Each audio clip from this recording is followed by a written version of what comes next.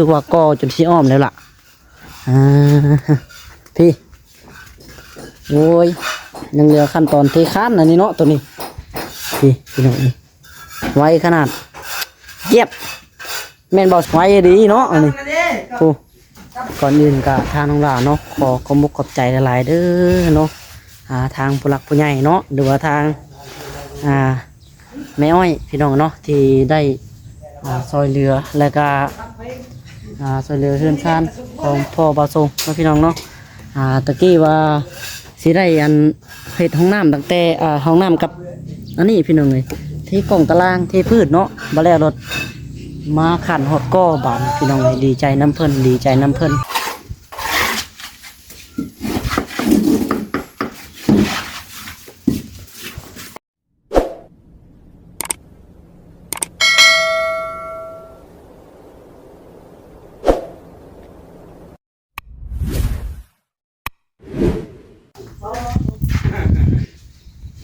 มาเด้อพี่น้องเนาะเนาะในตอนนี้พี่น้องเอ้ย จวดจัดกันเนาะอย่างไวเลยน้องหล่าเองก็ได้หลังจากมาแต่บอลอยู่บอลที่ผักเศร้า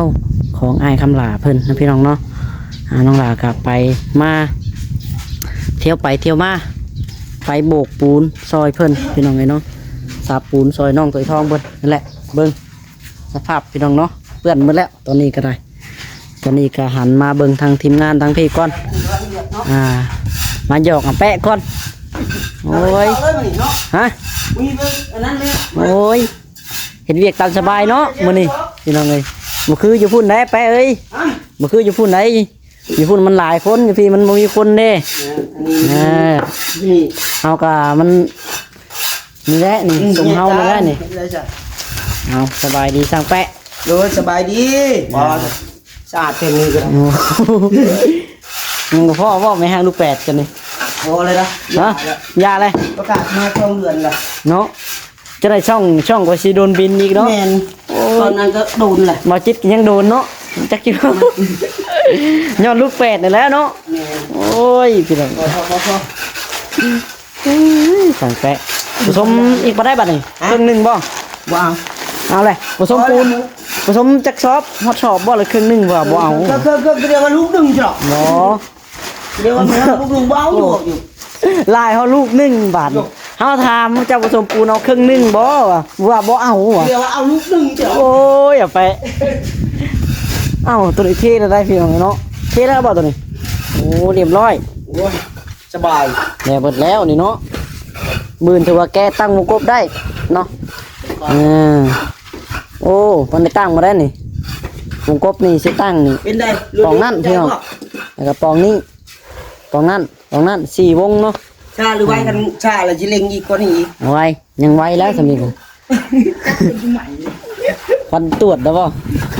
มันคิวเลยไม่ต้องพักได้นั่งกินข้าวแป๊บเดียวออกมาป่ะข่อยคือกันแล้วญี่ปุ่นกดปลาคีรจักไปตืดโบกเลยได้ยันมันหมดแล้วนั่นแหละซอยเพิ่นเด้ซอยน้องตีทองเพิ่นตั้งพ่อวัดเมื่อบ้านบัดเพิ่นงัวเบิ่งงัวเด้นั่นแหละงัวก็จะเลี้ยงจะเฮ็ดสิได้ชาติโอ้เฮ็ดไปได้พี่น้องเลยสิได้บุกบืนเอา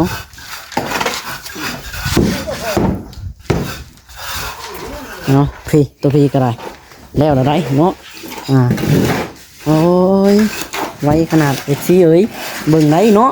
นี่ตัวนี้ก็ได้ความไวเทคานเรียบร้อยโอ้ขัดลายไปเดี๋ยวย่างอ้อมไปเบิ่งด้านหลังก่อนที่เข้าไปในก็ได้เบิ่งทางพี่ก่อนพี่น้องเนาะทางพี่ก็คือว่าก่อจนที่อ้อมแล้วล่ะพี่โอ้ยยังเหลือขั้นตอนเทคานอันนี้เนาะตัวนี้พี่น้องนี่ไวขนาดเย็บแม่นบ่ทรงผู้เดียวเด้อไปจักก่อนี่อ๋อตัวนึกว่าสั่งแปะก่อซอยบ่ฮะเจ้าก่อซอยบ่ทรงบ่แปะมื้อนี่ก่อนกันแล้วคิดว่าบ่ได้ก่อใช่ดอกโอ้ตัวบ่ได้ก่อบ่ได้ก่อบ่โอ้ยบ่ทรงผู้เดียววะนี่แม่นี่ซันนี่ยังบ่แห้งเลย ไว้ดีเนาะอันนี้โอ้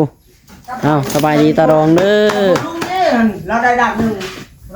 โดยสบายดี พี่น้องไอ้เนาะกำลังเก็บได้อันนั้นบ่ทำความสะอาด แม่น อืม เดี๋ยวมันจับแม่ ตัวนี้ก็ได้ ร่างติดกับเลย ทีเรียบร้อยหมดแล้วอันนี้เนาะคิดว่าใส่แป้นซื่อๆโอ้พี่ไวขนาดเนาะอันนี้จวดจ้าดขนาดเลยพี่น้องเลยอันนี้คือผลงานเบาส่งเนาะมันนี่โอ้โหโอ้เจาะแล้วกันคักลายพี่น้องเอ้ยเนาะเอาจังไรก็ได้พี่น้องเอ้ยก่อนอื่นก็ทางน้องหลานเนาะขอมุกขอบใจหลายๆเด้อเนาะทางผู้หลักผู้ใหญ่เนาะหรือว่าทางแม่อ้อยพี่น้องเนาะที่ได้ซอยเรือแล้วก็ซอยเรือเฮือนซานของพ่อบาทรงเนาะพี่น้องเนาะตะกี้ว่าสิได้อันเพชรห้องน้ำตั้งแต่ห้องน้ำกับอันนี้พี่น้องเลยที่กล่องตารางที่พืชเนาะบาแล้วรถมาขันหดก้อบานพี่น้องเลยดีใจน้ำเพิ่นดีใจน้ำเพิ่นเนาะดีใจน้ำตะรองเพิ่นพี่น้องเลยจะได้ก้อแล้วก็ไปเรื่อยๆได้พี่น้องเลยเนาะเรื่องเห็ดเห็ดชานนี่ก็ได้อันนี้เมารวมๆเลยพี่น้องเลยน้องหลานี่เบิ่งตั้งแต่ใส่ผ้าแป้นมานี่โอ้เบิดหลายพอสมควรเลยเนาะสำหรับเพื่อนตะรองพี่น้องเอ้ยทางผู้หลักผู้ใหญ่กับโอ้ถือว่าใจบุญนะดีพี่น้องเนาะเพิ่นก็ขอให้ทางผู้หลักผู้ใหญ่เนาะอยู่ดีไปแห้งพี่น้องเนาะความเจ็บบ่ได้ความไข่บ่มีนั่นแหละพี่น้องมีแต่คำอยู่ดีมีแห้งนั่นแหละเนาะเอานี่แน่บดแล้วนี่เนาะโอ้ไวขนาดเนาะมันนี่จวดอะไรพี่น้องเลยโอ้ทางผีปัดเลยเนาะคักกะดีพี่น้องเลยตะรองอย่ามันเปื้อนบ่ตะรองมันบางวันอันนี้เขาคัดเลยไปจากมันติ๊ก นี่พี่น้องไอ้เนาะมันกระขากแล้วแบบนี้เนาะให้มันสะอาดมันงามรถประเทศชมพนาอยากได้อยากมีเลยไรพี่น้องไอ้เนาะ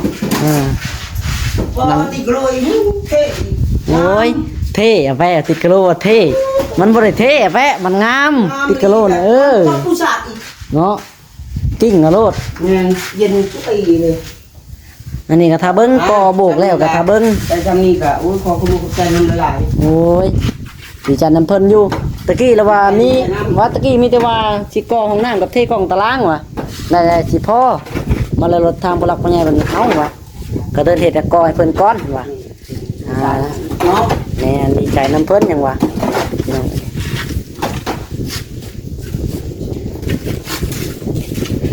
นี่ทางบ่ส่งจวดจ้าดขนาดน้องมื้อนี้โอ้สบายดีบ่ส่งเนาะเบิดมือเลยมื้อนี้เอาไว้1 ต่อ 1ก็สิเป็นวินเลยบ่วินตีกินเรียบร้อยก็ยังบ่อยู่อ่ะ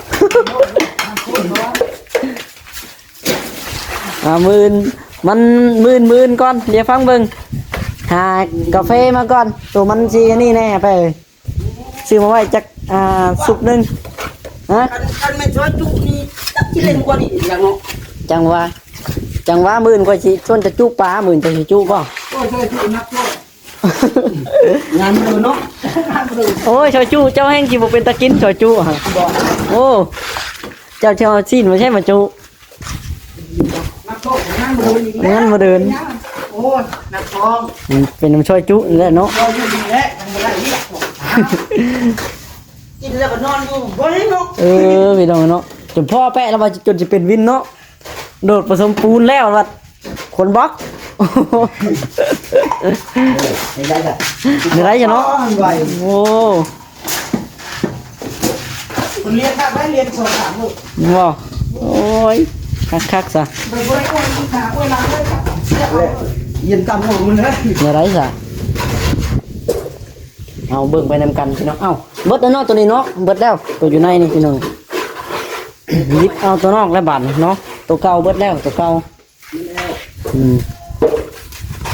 มาแล้วก็ตี พี่น้องเอ้ยมาคุยกับตะรองก่อนมีแต่ว่าให้ตะรองไปแบกเอาแล้วเด้อตะรอง โดยว งกบนะ โดย ที่สร้างไว้นะใบประตูเลยบ่พาวก้อน โดย งบน้ำนกหลาเบิดแล้วก็ว่านะ ครบมาก่อนเนาะ แม่นเอาแต่วงกบตัวเฮาสิใส่นี่นะเอามาตั้งนี่ ตัวสั่งแล้ว แม่นเอาวงกบตัวเฮาอันเอามาก่อน กินน้ำขามนะเอาเดิน เพราะว่าวงกบก็โทรนี่แหละพี่น้องในบ้านนี่แหละทางตะรองแก้วเนาะโอ้ยรถไถไปมันน่ะก็ช่างกับมื่นไปแก้วก็ได้จังก็ได้ เพราะคอยจะไปแบกมาเนาะพ่อเนี่ย ฮะ คอยไปแบกเอาไปแบก สิแบกเอา โดย หมูแบกได้บ่เนาะ จังว่าไป ฮะ ลงมาก่อนบอกได้เลยเนาะต้องไปหอดก่อน หัวก้อนเนาะ หอดก่อนแบกสักก่อน คำว่าไรก็คอแห้งเท่านั้นเลยเขามาส่งเด้อ แม่ ร้านน่ะเป็นร้านของคนในบ้านนั่นแหละพี่น้องบ้านนาเก่งเนาะ ปานจริงลง คนในบ้านนี่มีใกล้ๆนี่แหละเนาะแล้วคมราคากะล่มกันเรียบร้อยเนาะถึกอยู่วงละ3 แสนพี่น้องเนาะสองวงกะ6 แสนกีบพี่น้องเนาะ6 แสนเดี๋ยวมันนั่นเงินคำน้องดาสิไปจ่ายเพิ่นดอกเนาะวันนั้น บ่ได้บ่ มีแต่ว่าให้ตะรองเอามาก่อนโลด โดย เฮ็ดจังไปเฮ็ด เดี๋ยวไว้จะจับอีกบ่ดีที่คำ ฮะ เบิดนี่ที่คำเลย เอาอีก3 โมงเช้านาทีหนึ่งยังดนอยู่ดอกหักเบิดตัวนี้กับพ่อเมื่อยก็ได้พักมันนี่เบิดเครื่องสอบนี่นั่นจากโดนเติมอยู่ดอกเครื่องสอบนี่ก็ได้เน้องผสม อยากมึนเติมหนึ่งอยู่ เกือบ5 โมงจะไปเก็บไอ้หนู โอ้ก็หักไข่แต่ว่าหักไข่แต่บริตักแดดนะหักไข่แต่บริตักแดดได้มันห่มเย็นเบิดมื้อนะพอเห็ดปอกแปกไปก็ได้อีกหรอกแบบนี้แหละถึงงานนำไข่พ่อแล้วป่ะปิดปิ้นแล้วมันนะคือแตกคือแรนแล้วห้อนไหนห้องน้ำมันต่ำนี่วันนี้คันอยู่ในบัดเวลาอยู่นอกมันแห้งแดดบัดนี่ ถึงขับไปนี่บ้านครับบ่มีของขับไปนี่ หักบ่เอาไป ฮะ หักบ่เอาเนาะอุ้ยทั้งหลาย ปูอันกอเอาไว้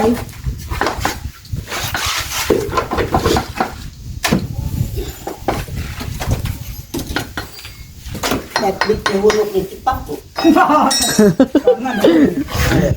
ไม่ได้แล้วมันจังอันได้ปิ้งนกเนาะ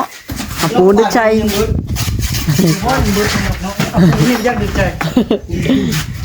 เอาปูนดึกใจวะ ปูนก็ปูน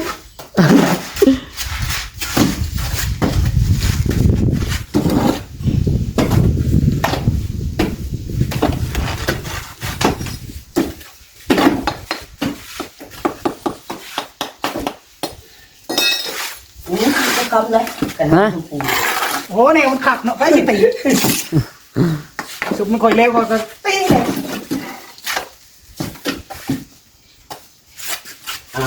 ต่อให้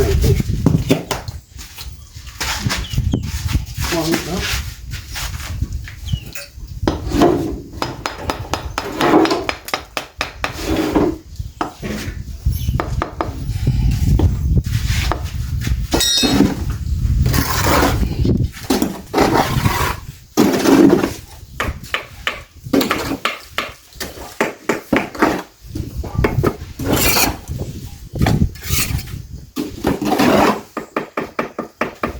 ปึ๊บปับพี่น้องในซอย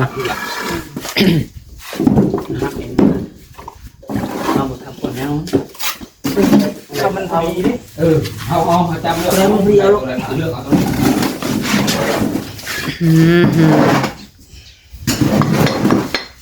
สีไม้ลายมือพี่น้องไงบ่าวทรงพัฒนาขึ้นหลายเนาะพัฒนาขึ้นหลายได้บ่าวทรงเริ่มจะเป็นสร้างเต็มโตละพี่น้องไง โบกดิ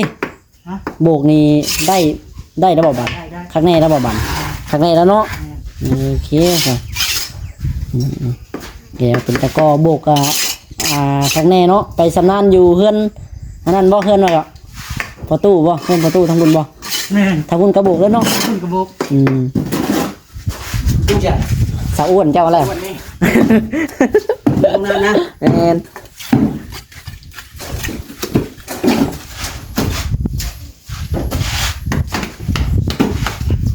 ก็ขับคุยเยอะเนาะ พ่อ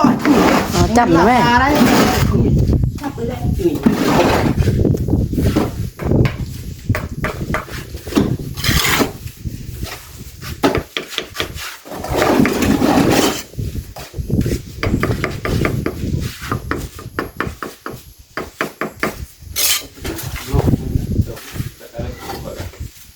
เนี่ยข้างนอกจะผมปักจะได้เกี่ยวมันนั่นจะมาปักเลยลึกเลยปักแล้วก็ได้ ไปได้มันทำมันควันเขา อย่ามาไว้จำได้ เอาสเก็ตเรื่องงาน ว่าคอยไว้แล้ว เนาะ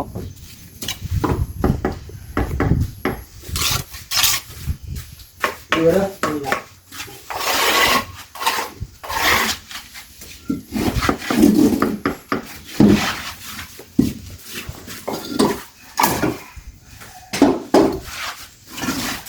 ปิดปับปิดปับปิดปับอยู่ตรงไหน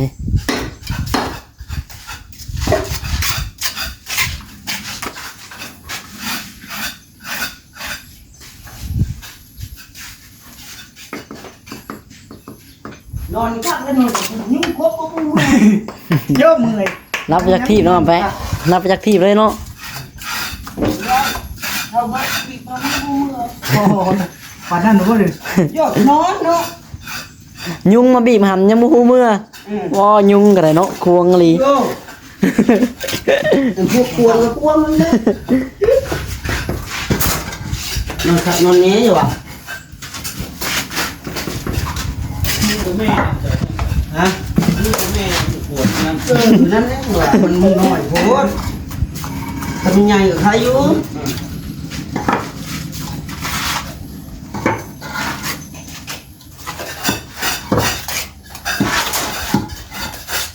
หาบ้านมันไม่ได้ว่าตัวนี้เขาหนาบ้าน น้ำนะ กองสู้เสาเพียงเนาะมามือนี้แมนตั้งอันนี้เนาะวงกบได้แต่ว่าดองอันตะรองวงกบหมื่นได้บ่ ได้มาได้เลยจ้ะ สั่งน้ำเพิ่นข้างในแล้วเนาะทำบ่ได้แต่พอแห้งจะได้ลงไปเอาบ้านเดือพุ่นแหละ ได้คนโตได้คนโต แม่นขับบ่ได้มือนะครับไปเอาบนไม้เราได้อันฟ้าเอาเห็ดเลย ว่าประทับใจเขาเลยยะ หมดเวลาเลย มันฟ้าเอาเห็ดเลยเนาะ อาหูเกี่ยวกับเนี่ย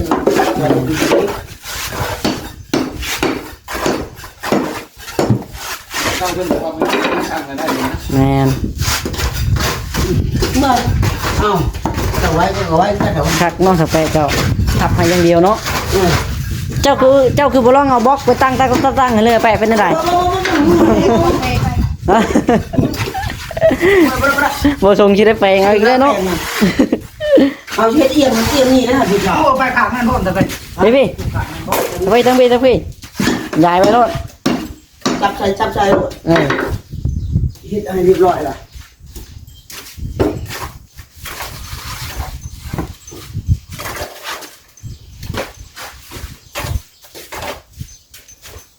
สองกระสอบเลยเนาะ ป้ายปูนสุดเลยนี่เนาะจะมาตั้งบล็อกทีหลัง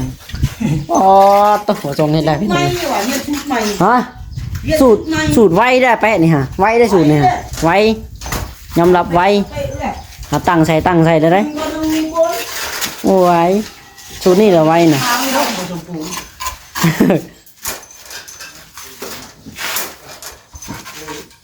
ขนาดว่าก่อมือแรกได้พี่น้องเนี่ยเนาะก่อตัวนั้นถ้าปลาฮอดขันยากระยุดบ่ส่งเลยมาก่อข้างพี่อย่ามันฮอดขอคันใดเฮายังสิได้แปลงอยู่นั่นน่ะ ตัดเนาะ มันคุ้งบ่จักน่ะคุ้งอะไรเนาะ คุ้มแล้ว คุ้งแหละ นี่แหละ ไปตัดตัวนี้กับตัวนี้ตัดจับนี่ตัวนี้ ตัดลูกกระไดฮะ มันได้ตัดได้ ได้ได้ตัดจับเลย เดี๋ยวตัดอันมาให้พ่อได้ผืนเด้อ หรือจะปะแล้ว ตาบ่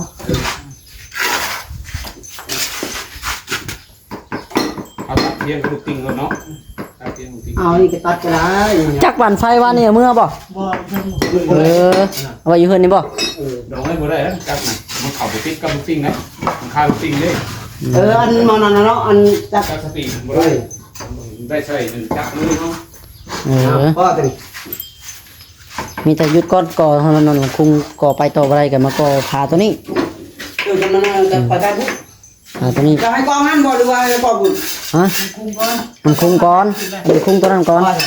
ก่อน ชุดตัวว่าหนู3ก้อนหรือ4ก้อนบ่4บ่ ติด ฮะ ก่อนบ่กัน ตั มาว นี้บ่ได้ใช้กันเด้ ตัวนี้บริษัทวงกลมเนาะครึ่งบ่แล้วเนาะขาครึ่งบ่แล้ว ก่อนจะปูนเหนียวขังเนาะ โอ้ปูเหนียวติดตุ้ยนี่ก่อม่วนเลย ม้วนเลยจับไปเสริม ติดขักเลยขัดปูนแลๆแบบจางๆมันบ่ได้ เอา ยาก ได้บ่คักได้ ครับ ครับ โบกคือกัน โบกก็คือกัน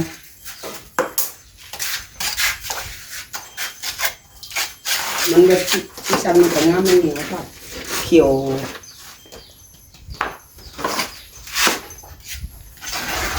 ไอ้ว่างามมือเดียวก็ได้แล้ว ว่าทำบ่เดียว เป็นโคดอกน้องงามมือเดียว อย่าว่าได้มามื้อนี้น้ำของอื่นหลากเลยหาจ่ายนี่เล่นบ่หาเฮ็ดบ่มือว่ะ คืนที่ไปนั่นนะเฮา นี่ ไปใช้ โน่กัน ไปเจโน่แล้วว่ะ ไปหาไม่ห้างลูกแปดบ่ ไปกินนั่นนะ มาฝากเราว่าไปหาไม่ห้างลูกแปด ตอนนั้นเปิดกันพอแล้วประกาศมาหนึ่งเลย บ่ได้เสื้อ ยังบ่ได้เนาะ เดี๋ยว FC ยังคอมเมนต์ตามตื้ออยู่ ตามหาไม่ห้างลูกแปดซอยแปะอยู่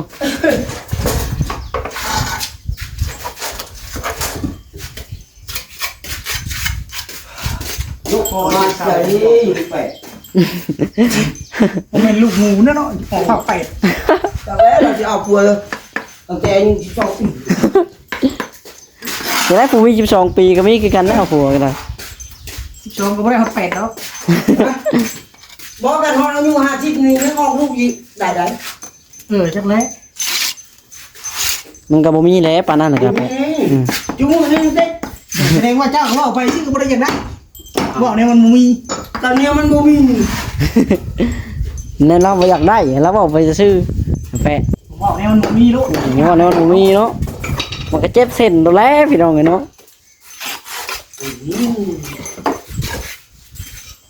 แต่มานี่ก็เอานี่กันเท่าระยะ เอาแล่มันกระเท่าแน่ๆหนูเป็ดหรือเก่าเลย โยเนาะรุ่นลงโก้ลงก้อยหมดแล้ว ไม่ถึงเรามาก็ไปก็เด้อ ท้อง เอาปลากัน ไปครับพี่น้องเนาะโอเควันนี้สำหรับคลิปนี้ขอตัวไปก่อนเนาะจังไรก็อยู่ดีมีแห้งเบิดสุขุสุขคนพี่น้องโอ้คักลายพี่น้องตะดองเฮ็ดแล้วสาดซ่านคักดีนี่เนาะโอ้พอตะกอแล้วบ่ให้ปูนติดพื้นเลยนะนี่อ๋อ แล้วก็คุณจะจ่ายแต่ที่แหละ คักลายเนาะคักคำนี้กะโลในแห้งคักนี่ไหว คนจะมาตีลังกามาถึงนอกแล้วก่อนมันเย็น เป็นหยังคือตีลังกามาแต่นอกจำบ่ย่านคอหักบ่ มันเย็นกว่า ว่าจำบ่ย่านคอหักบ่สิตีลังกาเอาเห็นว่ากันแล้วเนาะโอ้ ราคาแล้วแสดงว่าจะขึ้นคอยดี เอามาตั้งเลย ไปจ้ะพี่น้องโอเคสำหรับคลิปนี้เนาะ จับตีนมั้ย ขอตัวไปก่อนจังไดก็อยู่ดีมีแฮงบ่สุขสุขคนพี่น้องสำหรับคลิปนี้ขอกล่าวคำว่าเนาะโดยพี่น้องสบายดีพี่น้อง